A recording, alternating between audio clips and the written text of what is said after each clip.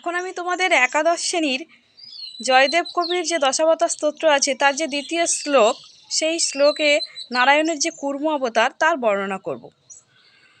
এখানে শ্লোকটি হলো, ক্ষিতিরতি বিপুলতরে তিষ্ঠতি তব পৃষ্ঠে ধরণী ধারণ কিং চক্র গরিষ্ঠে কেশব ধীত কুর্ম শরীর জয় জগদীশ হরে।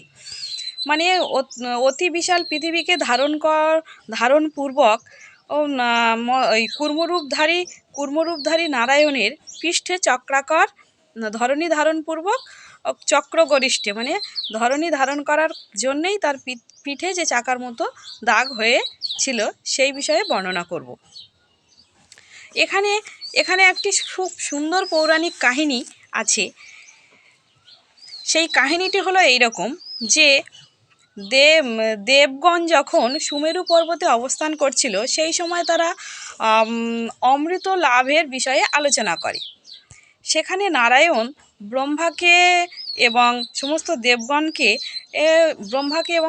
দেবগণকে বলেন যে দেবতাগণ এবং অসুরগণ উভয়ই যদি মিলিত হয়ে সমুদ্র মন্থন করে তাহলে সমুদ্র থেকে অমৃত লাভ হবে।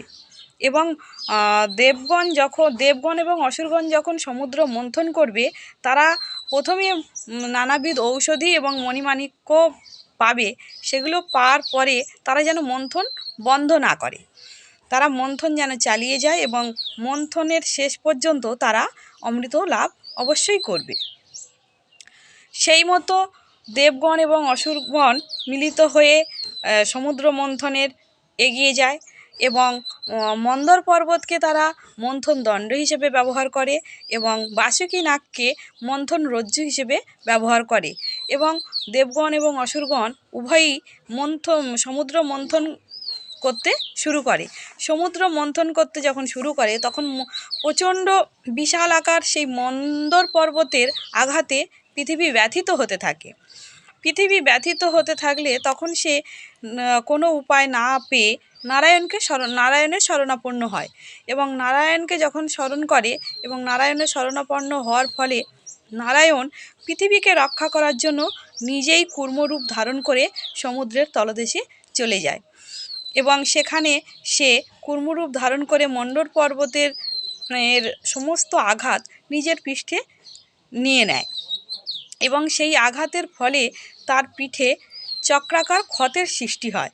আর এদিকে সমুদ্র মন্থনের ফলে একে একে চন্দ্র, লক্ষ্মী, উচ্চৈশ্রবা নামক অশ্ব এবং তারপরে মহা উজ্জ্বল কৌস্তুভমণি ইত্যাদি উঠে আসতে থাকে এবং